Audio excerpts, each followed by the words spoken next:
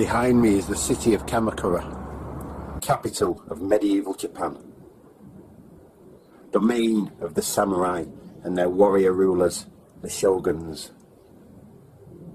A city standing supreme in a fortress forged by nature, surrounded by the foothills of Mount Fuji and the Pacific Ocean.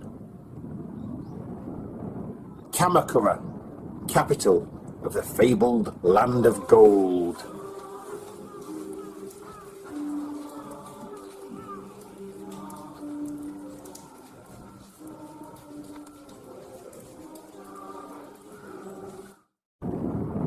Kamakura, which had, by the end of the 12th century, under its mighty leader, Yoritomo Minamoto, become home to the shogunate, Japan's military government. And this government oversaw a period of peace and prosperity in which the economy flourished and a new era of cultural flowering took place, seeing the building of brand new temples with beautiful gardens and gilded Buddha statues, the fame of which spread far and wide throughout Japan and overseas, to such an extent that Japan became known as ZIPANGU, the land of gold.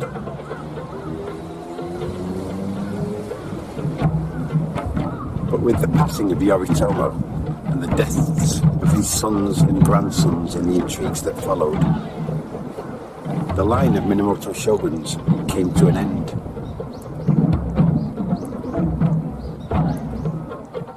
And hostile outside forces, bent on the destruction of the Kamakura Shogunate, decided to rise up. The emperors in Kyoto and the Mongols, new masters of China under their leader Kublai Khan. In the face of these hostile outside forces, the emperors in Kyoto and the Mongols, it would be down to the most powerful warrior family left in Kamakura, the Hojo, to preserve the shogunate. And so, a three-way battle would ensue between the Kamakura Shogunate, the emperors of Kyoto, and the Mongol leader Kublai Khan for control of ZIPANGU, the land of gold.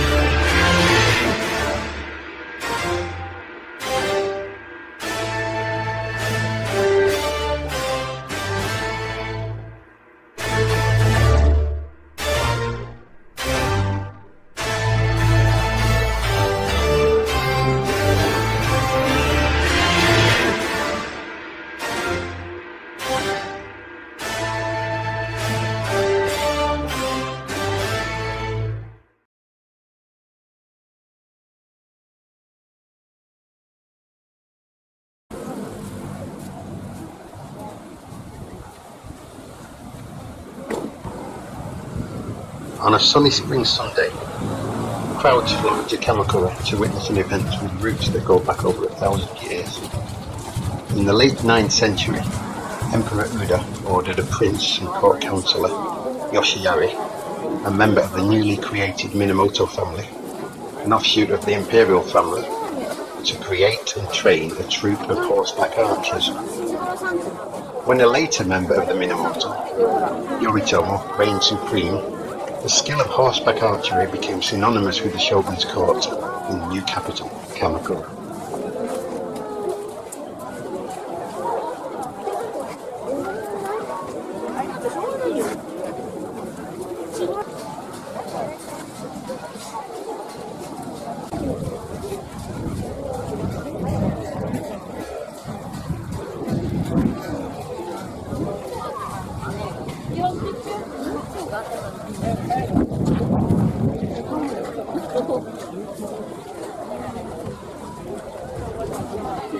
First Shogun Yoritomo insisted that his fighting men stay at the top of their game, and to ensure his horseback archers did, he instigated this competition, Yabusame.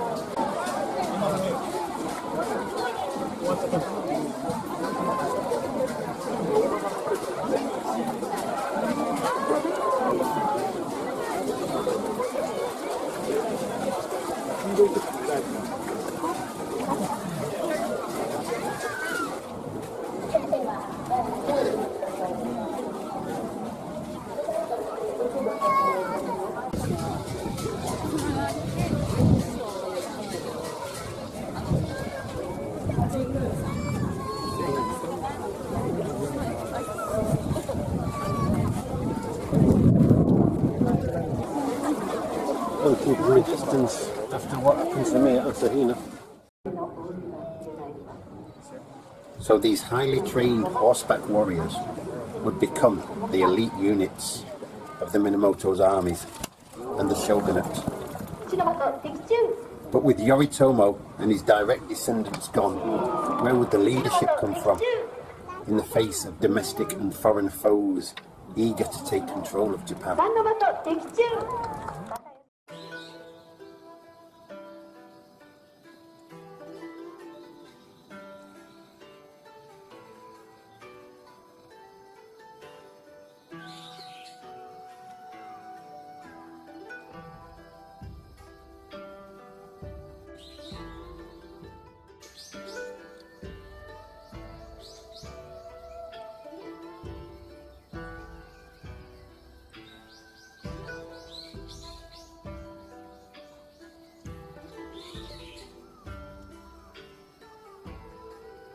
Behind Jufukuji Temple,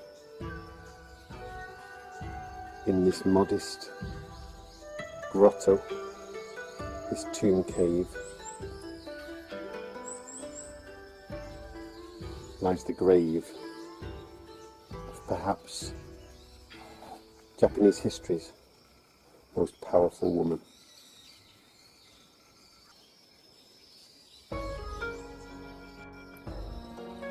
Here, behind Jufukuji Temple, among the Yagura, cave tombs of Kamakura, is the grave of Hojo Masako, wife of Yoritomo, the first ruling shogun, mother of two more shoguns, daughter and sister of two ruling regents, and, in her own right, the most powerful individual in Japan in the first quarter of the 13th century.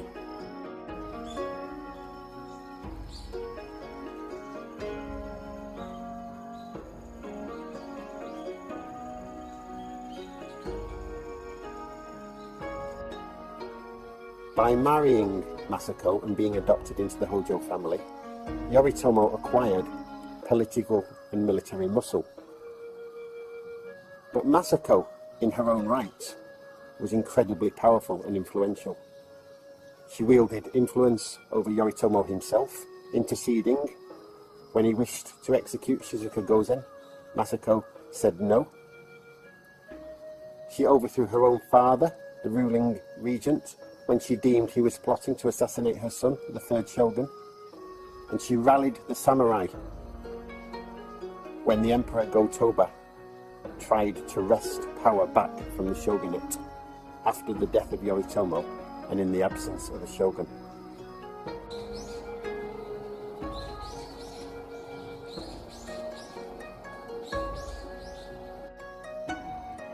And to shore up the Hojo's legitimacy and the legitimacy of the shogunate, it was Masako's idea to make Fujiwara Yoritsune Yoritomo's great-nephew, the fourth ruling shogun of Kamakura.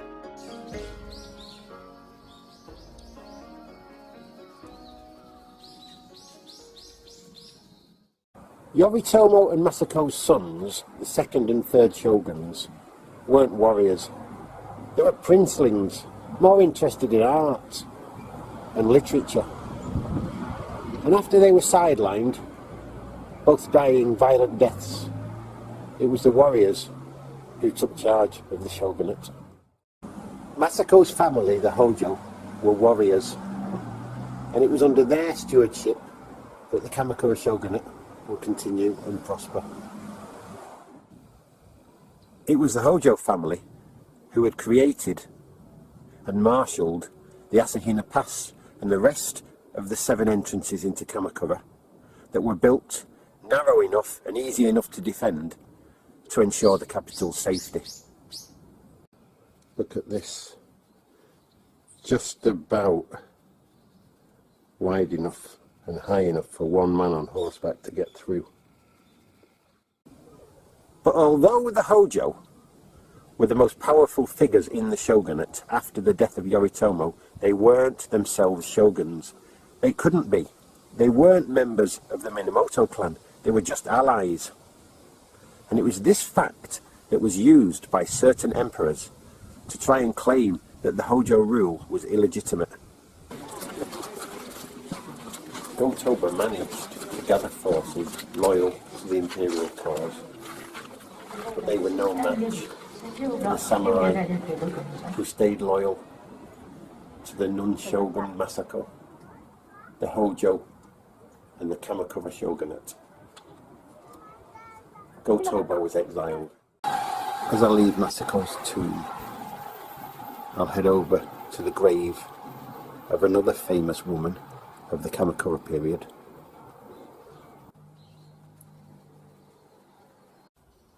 This is the grave of Abutsuni.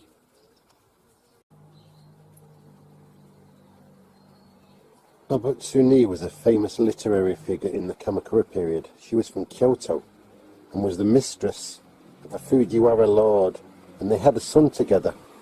But because they weren't married, when her lord died, their son, under Kyoto law, had no recourse to inherit anything from his father. So Abutsuni came to Kamakura because their courts had such a reputation to gain justice for her son. And she wrote a story of her travels from Kyoto to Kamakura, the Diary of the Waning Moon.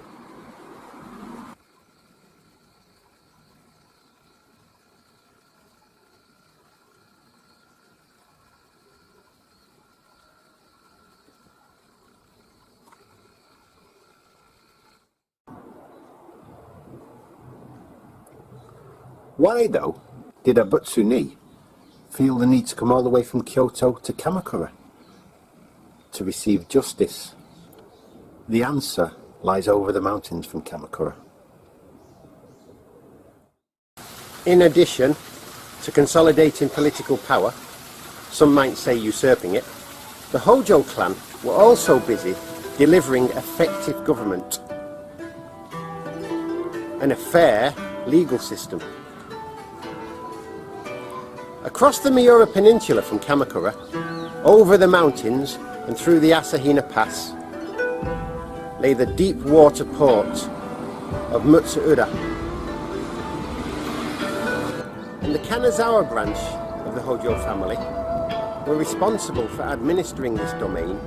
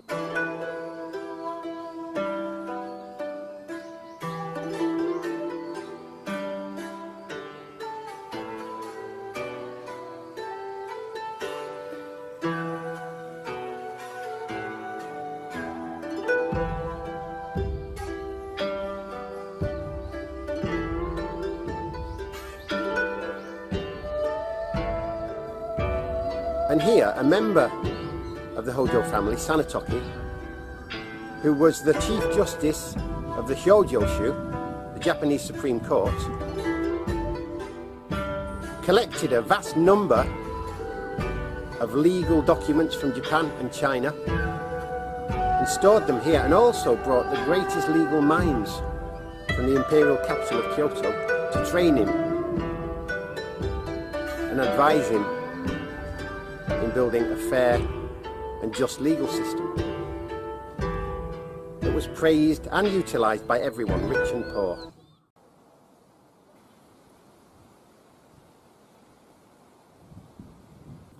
And after Sanetoki passed, all those legal documents, and other documents too, were brought together in what was Japan's first library, the Kanazawa Bunko, which is still stored in the museum next door.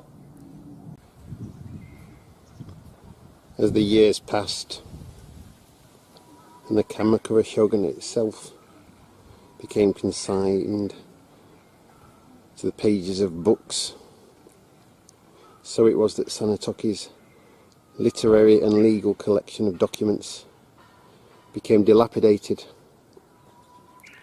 and almost lost. But they were restored by a latter-day shogun, the first Prime Minister of Japan, Ito Hirobumi. And this is the building that was constructed to house Sanetoki's collection of legal documents and other wisdom-filled texts. I'm going to go inside now. This month they're having an exhibition about key figures in the Hojo family.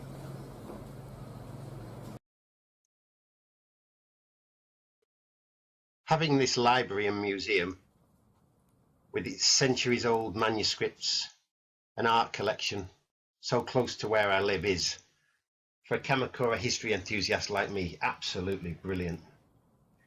I can pop in any time to look at the old documents or leaf through local history books that I just wouldn't have a chance to look at anywhere else. So I often do find myself sitting here for hours sometimes, finding out pieces of history that I couldn't possibly find if I was sitting in a library anywhere else. What this? I'm just taking a 5-minute break.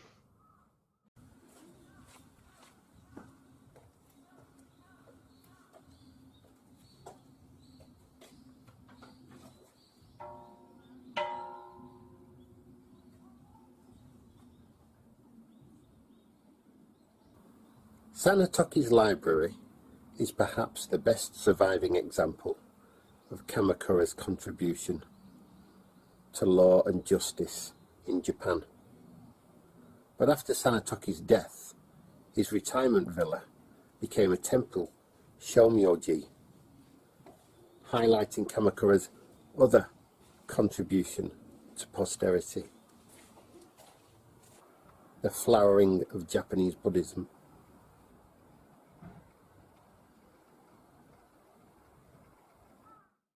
The face of the Buddha, or at least the Indian version of his face anyway.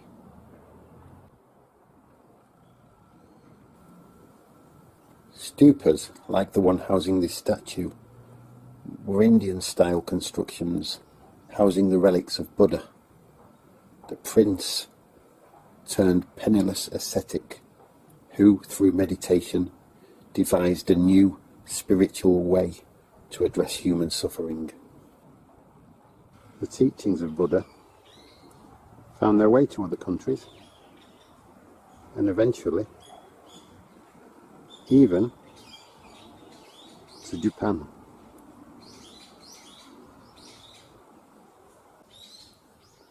A 5-story pagoda in Kamakura. Don't get many of them, I tell you.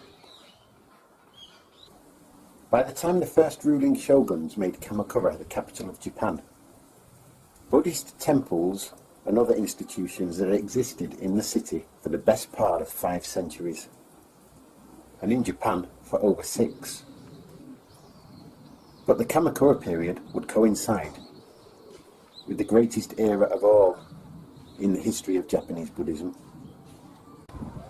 For the first few centuries of Buddhism in Japan, it was a religion that sought to gain legitimacy through the imperial court. The most important priests and temples were always located wherever the emperor lived. But during the Kamakura period, that changed. More and more, Buddhism became a religion of the people. So while for centuries Buddhists had tried to get close to political authority, or indeed sometimes been invited to get close, others, like the Soto Zen master, Dogen, kept a polite distance and built temples outside the capitals. And then other monks and religious orders, as we'll later see, not only kept a distance from central authority, they positively railed against it. And other sects, for example the Shugendo mountain priests, kept up and away from the shogunate in the hills where they practiced their meditation and grueling physical exercises. And the paths they used, along with the 7 entrances to Kamakura, are what make up today's famous hiking courses in the hills around the city.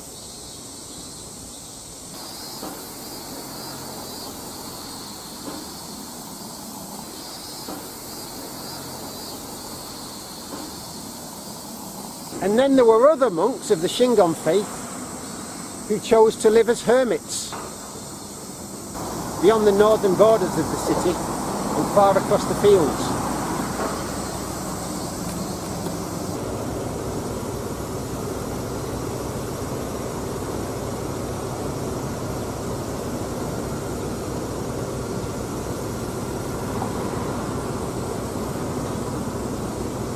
Across the fields, deep in a hillside, is a cave.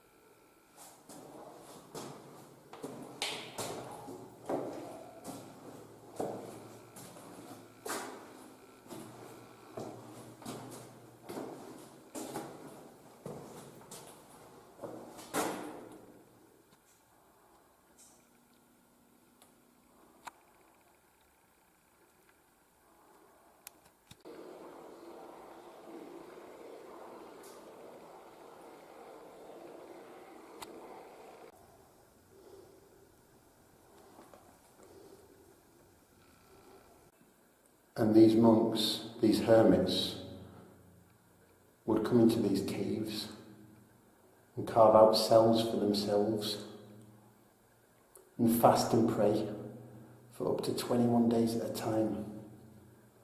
And often they would carve images in the cave walls, often just patterns, but other times of Buddhist deities.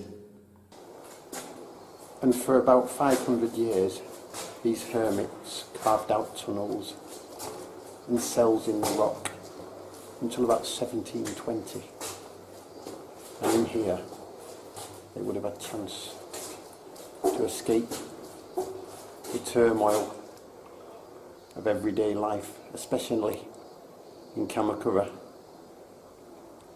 and silently ponder and meditate.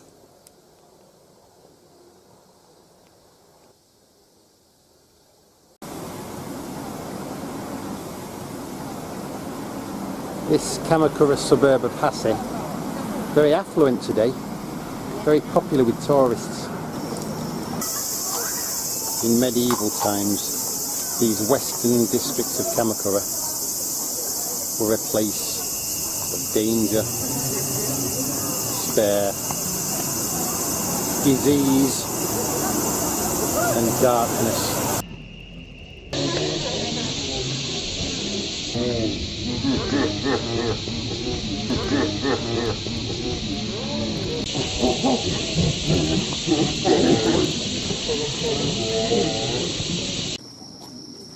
For ordinary people, the end of imperial power and the rise of the warrior class had seemed to coincide with an increase in calamities, earthquakes, plagues, typhoons, and of course the breakdown in the old political order. This, said a newly rising order of Buddhist seers, signified Mappo, the end of the Buddhist law, a period of constant, relentless misery that not even the most ardent, capable practitioners of Buddhism could withstand. But Honen, the founder of the Jodo Pure Land faith, told the downtrodden that salvation was at hand from a Buddha, the Buddha of infinite light, who would pierce this world of misery and darkness and save the faithful.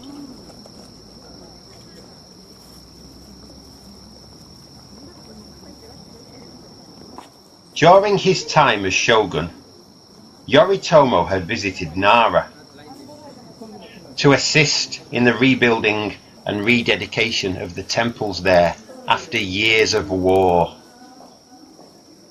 The great Buddha statue of the old imperial capital was something Yoritomo revered and wanted to replicate in his own new capital. Sadly for Yoritomo, though, he didn't live long enough to see his vision come to fruition.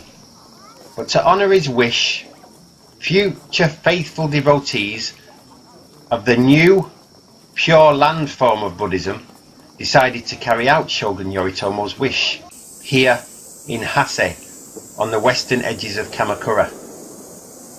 And in these troubled times, Hase was a place teeming with misery, plague, leprosy, poverty and hunger.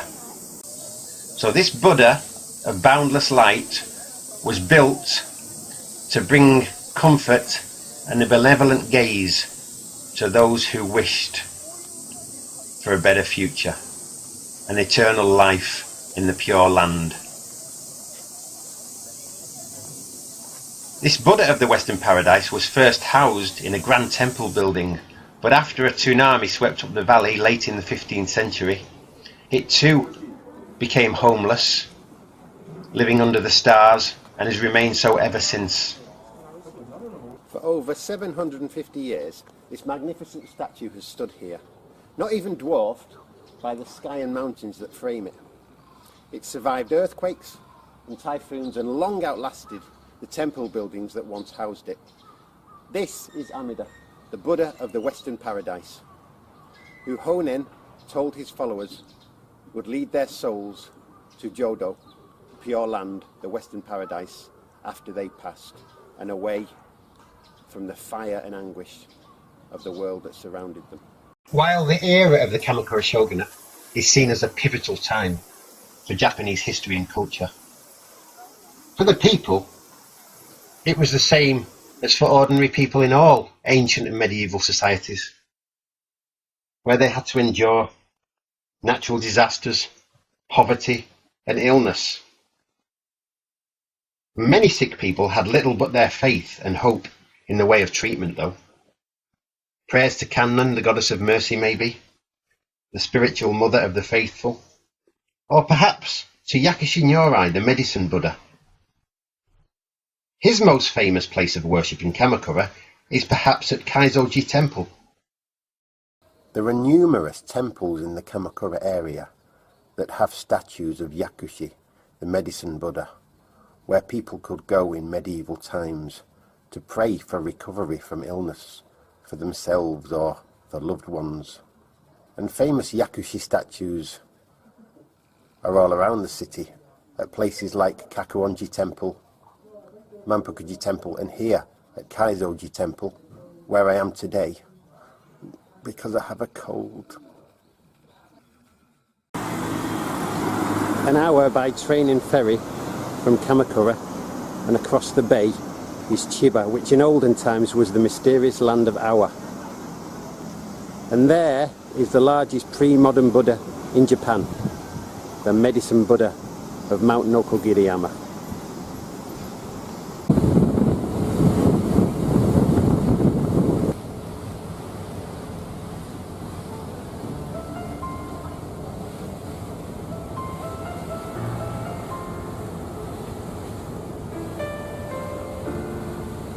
winter city side, crystal bits of snowflakes all around my head and the wind. I had no illusions that I'd ever find a glimpse of summer's heat waves in your eyes. You did what you did to me. Now it's history I see. Here's my comeback on the road again. Things will happen while they can. I will wait here for my man tonight. It's easy when you're big in Japan. You're big in Japan tonight. Big in Japan, be tight. Big in Japan, where the eastern sea is so blue. Big in Japan, alright, pay and I'll sleep by your side. Things are easy when you're big in Japan. Unlike the other Buddhas, Gautama, the historical Buddha, Amida, the Buddha of the Western Paradise, and Dainichi, the cosmic Buddha, he's the only Buddha who hails from Central and North Asian legends. Neon on my naked skin, passing silhouettes of strange illuminated mannequins. Shall I stay here at the zoo, or shall I go and change my point of view for other ugly scenes? You did what you did to me.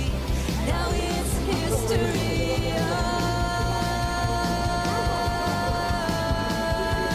see.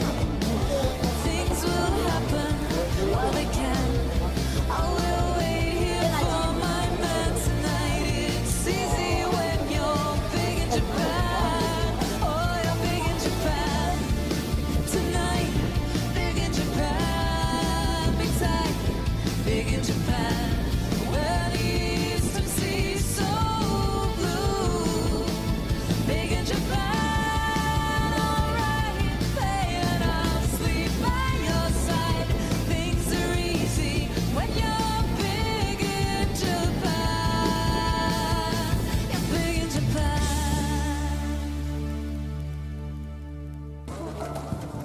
Winter city side, crystal bits of snowflakes all around my head and in the wind.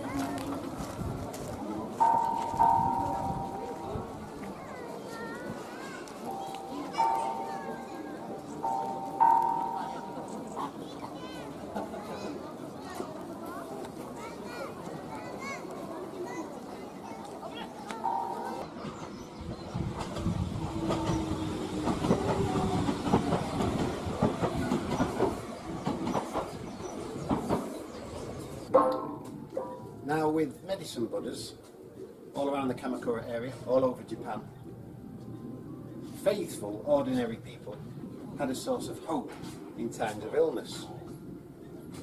But it wasn't only hope that Buddhism offered, it was also practical help. Here at Gokurakuji Temple in Kamakura, the renowned priest Ninsho opened an infirmary for the sick, and according to this excellent book, An English Guide to Kamakura's Temples and Shrines by Kenji Kamio and Heather Wilson, of the 55,000 patients treated here in this hospital by Ninsho, many of them lepers, 45,000 were cured. It wasn't just medical care and assistance, it was practical help in other ways too. He oversaw the building of a road from the Shogun's court in central Kamakura out to Gokurakuji here on the western outskirts of the city. He was admired and respected by many, not just ordinary people, but by the leader of the shogunate, Hojo Shigetoki.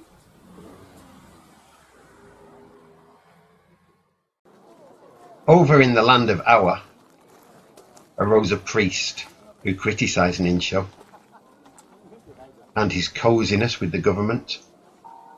And he criticised not only the religious beliefs and practices of Ninsho's Shingon sect, but of almost all Buddhist sects, and declared they would bring about Japan's destruction. This apocalyptic message was delivered by a man who called himself Nichiren, Lotus of the Sun. Nichiren was born to fisherfolk in Awa in 1222, and despite his humble background, he was noticed as something of a prodigy, and he entered a monastery aged 11. Aged 15, he visited Kamakura for the first time to study with the great sages of his day, crossing back to Awa aged 19 to formulate his first doctrines.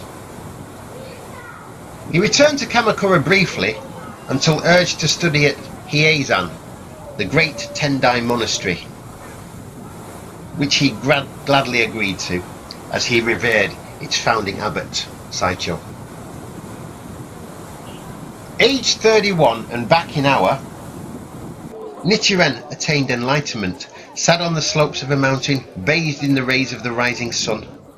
He chanted for the first time, Namu Myoho Renge Kyo, hail to the wonderful law of the Lotus Sutra. This didn't go down well in Awa. Of course, they do say prophets are never accepted in their homeland, so he fled to Kamakura. But he didn't stop espousing his new faith here. In fact, he ramped it up. Residing in a mountain hut at Matsubagayatsu, writing his thesis by night, and coming down the mountain in the morning and proclaiming his thesis on street corners by day. In a time of drought, famine, earthquakes, floods, typhoons, especially severe, which Nichiren asserted was divine retribution for wrong-headed beliefs and practice. The path to the Pure Land is a highway to hell. The chants of Zen are a demon's damned yell. The Shingon true word is naught but a lie. And if this land follows the Ritsu, we're all doomed to die. Naturally, the political and religious authorities weren't too impressed with this fellow. But ordinary people thought he was great. They'd never seen anything like this before. Fire and brimstone from a Buddhist.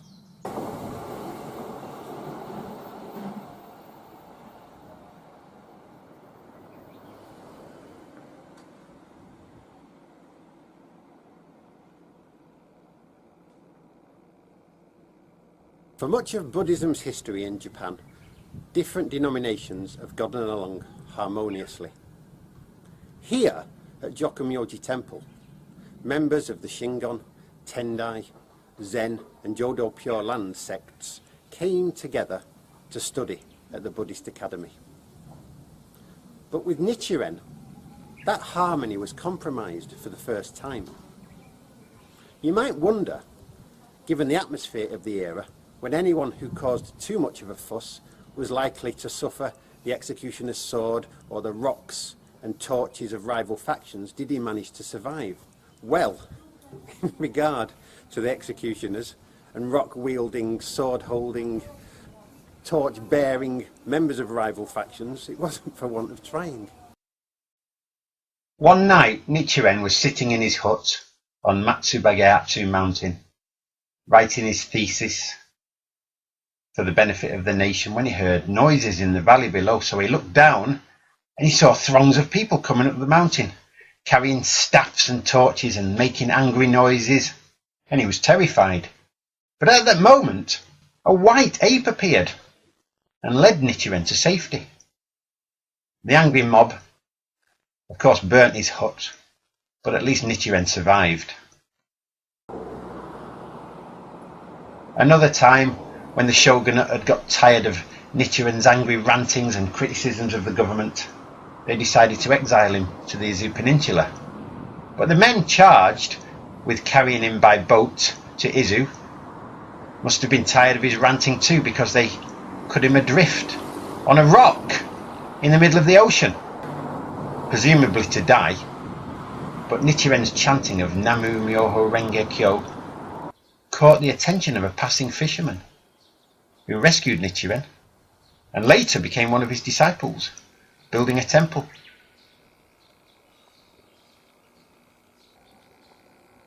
When I first came to live in Japan, I bought a Japanese guidebook, and I remember in the history section it described Nichiren as a bellicose character who was frequently booted into exile. If you're wondering why he was frequently booted into exile, it was for saying stuff like this. I am the Lord and Master of the Sovereign, and of all Buddhists of all other schools. They treat us maliciously.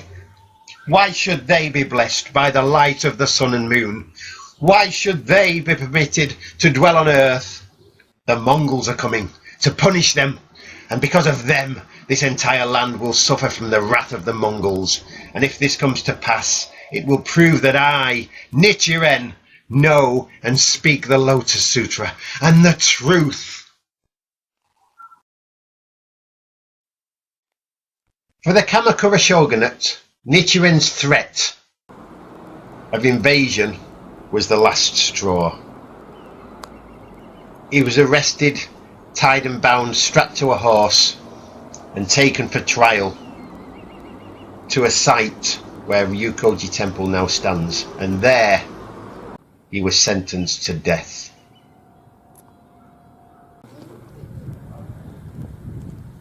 Nichiren was thrown into this cave to await his execution.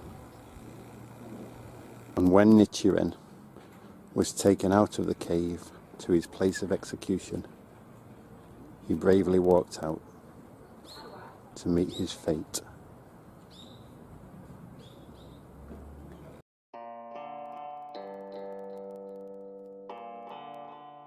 What happened next was Nichiren's closest and most famous escape from a violent death.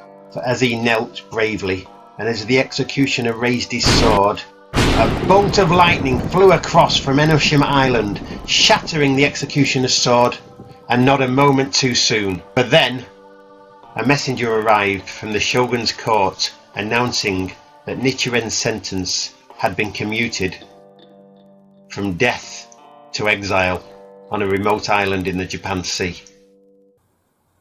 Apart from Nichiren, other sects of Buddhism, as we've seen, did very well in the Kamakura period.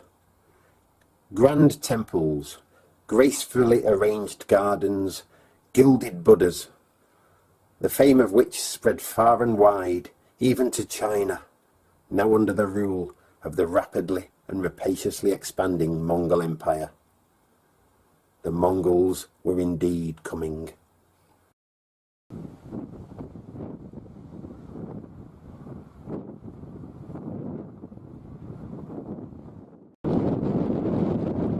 I'm not a professional documentary maker, just in case you hadn't noticed, so I have to make these clips in my free time. So I'm always looking for opportunities to film. And one such opportunity arose last summer in my hometown, when I visited the Air and Space Museum and came across a Japanese World War II kamikaze plane.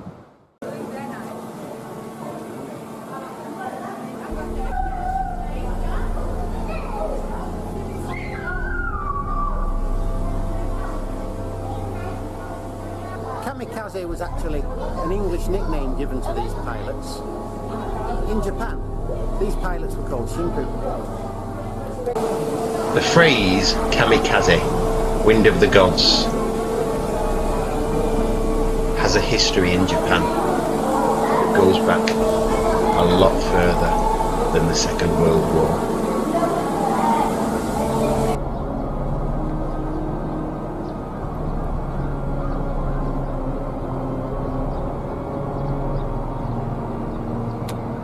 In Xanadu did Kublai Khan a stately pleasure dome decree. But it wasn't enough, so he said to his men, "Deliver Japan to me." In 1268, it looked as though Nichiren's prophecy was about to come true as emissaries from the mighty Mongol leader Kublai Khan arrived, demanding Japan's submission. The Kamakura Shogunate, though, didn't panic and didn't capitulate, and their leader, the regent Hojo Tokimune, began plans for Japan's defence. A lot of questions are thrown up by Kublai Khan's decision to demand Japan's submission. Not least, how did Nichiren know he was planning to invade if Japan didn't submit? More of that later. But why, for the first time in recorded history, did a power on the Asian mainland decide to attack and invade Japan? We can glean part of the answer from the journal of one of history's most famous travellers, who happened to be in the Mongol capital at the time.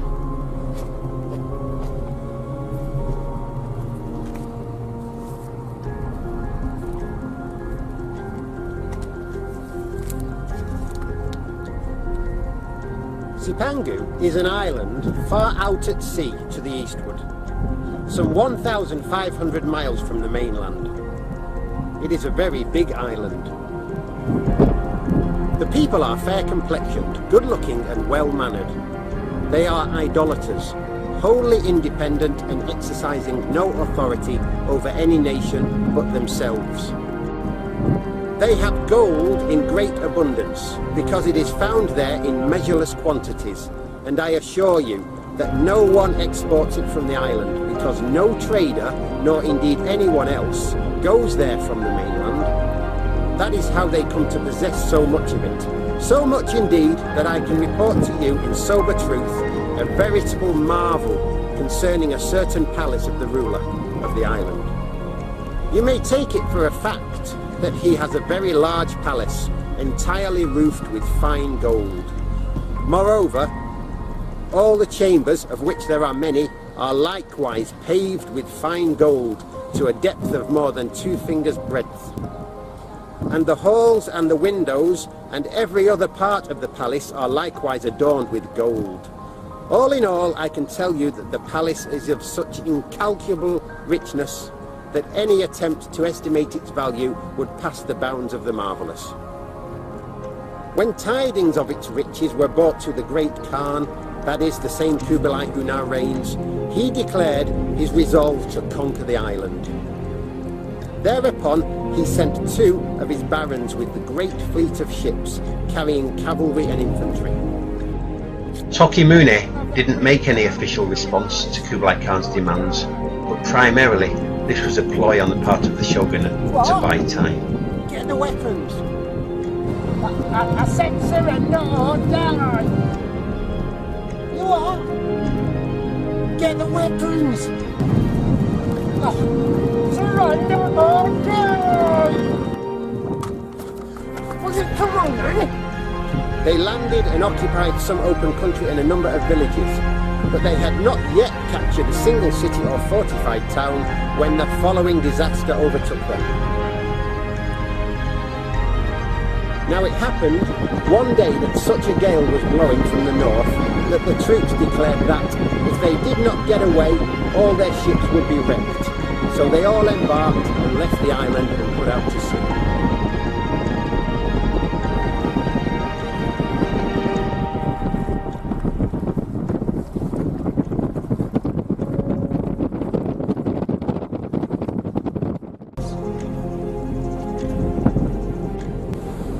The Mongol threat had been averted, but the danger wasn't over. Kublai Khan, determined to get his hands on Japan's gold, whether real or imagined, sent new emissaries to the shogun's court, offering Tokimune the title of King of Japan if he would submit to Kublai Khan. Tokimune responded by beheading the emissaries at Ryukoji. Incensed, Kublai Khan amassed an invasion force 3 times larger than the first, which set sail for Japan in 1281. The shogunate and the samurai of Japan, defiant and now well prepared, waited for the Mongols to arrive.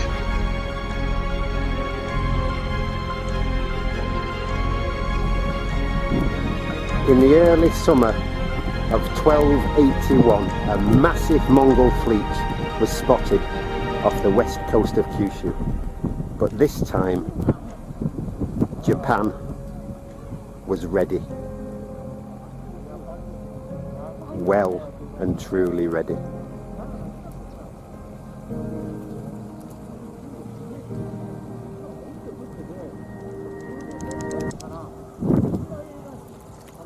The history books record many occasions when walls were built to keep out tribes of marauding Asian horsemen. The Huns, thwarted by the Great Wall of China, marauded westward, only to find that the Romans had built a huge wall around Constantinople that not only kept Attila out, but kept the Byzantines safe for 1,000 years from the Huns, Mongols, Arabs and Turks. And when the Mongols finally did overrun China and Korea and expanded eastwards, they landed on the shores of Japan only to find, yes, another wall.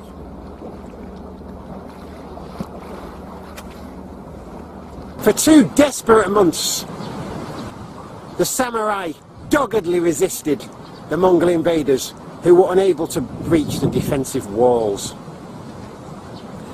And in temples and shrines all over Japan, monks and priests begged the gods to intervene.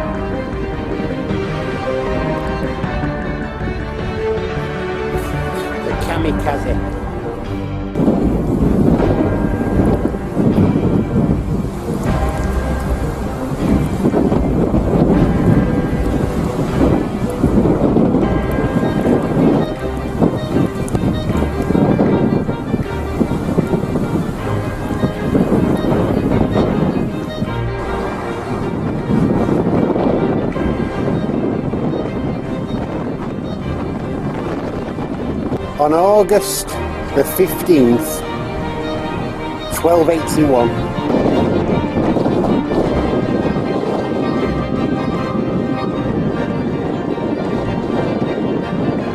a massive typhoon smashed into the Mongol fleet.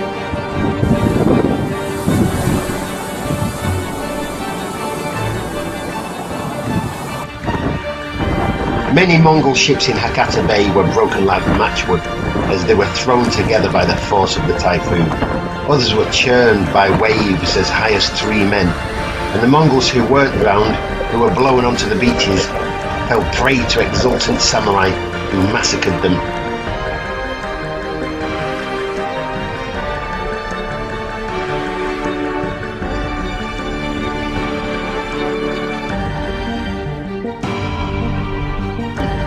The Mongol invasion force was completely and utterly annihilated.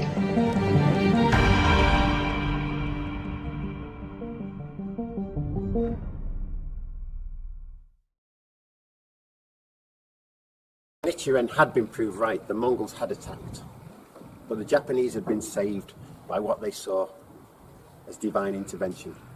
the wind, the kamikaze, and the bravery of their samurai. But the samurai had almost been undone by the flaws in their weaponry. Time and again, while fighting the Mongols, their swords bent, buckled and broke. But that would be the last time in samurai history that would happen. Immediately, a renowned Kamakura swordsmith, Masamune, went to work, beating, casting, recasting the metal until he developed a weapon so keen, so hard and so durable, it, like himself, passed into legend. Masamune is buried here at Hongakuji Temple. And also here at Hongakuji Temple is the Ebisudo Hall, where Nichiren resided after he was freed from exile and allowed to return to Kamakura. Because after all, he'd correctly predicted the Mongol invasion, right? So how did Nichiren know and predict that there was going to be a foreign invasion? Well, according to this book by Jonathan Clements, he didn't exactly know. What he was doing was quoting an old Buddhist scripture, the Medicine Master Sutra, which predicted internal strife and foreign invasion for nations who failed to uphold the Buddhist law. So Nichiren was allowed back into Kamakura to live and to preach, but he didn't stay long and went north to the mountains to spend his last years peacefully at the temple of Minabusan.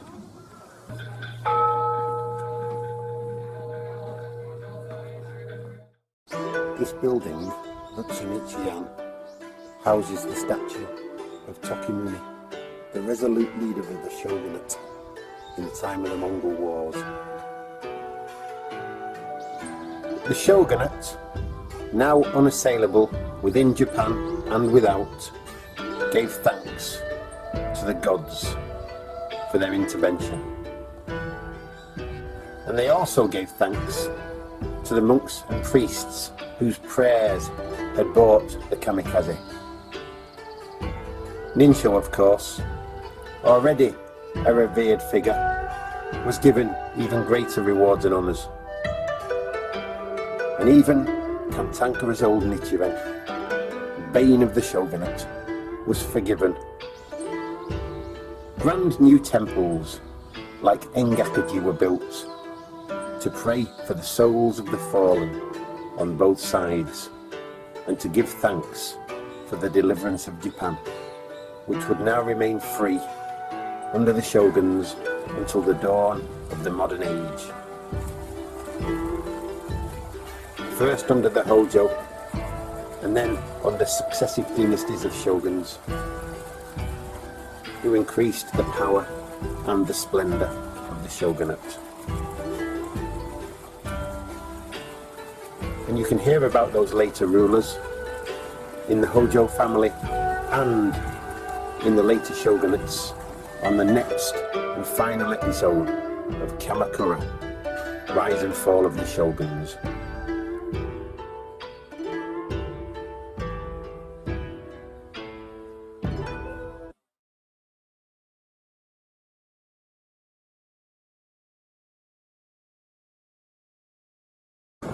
Thank you for watching.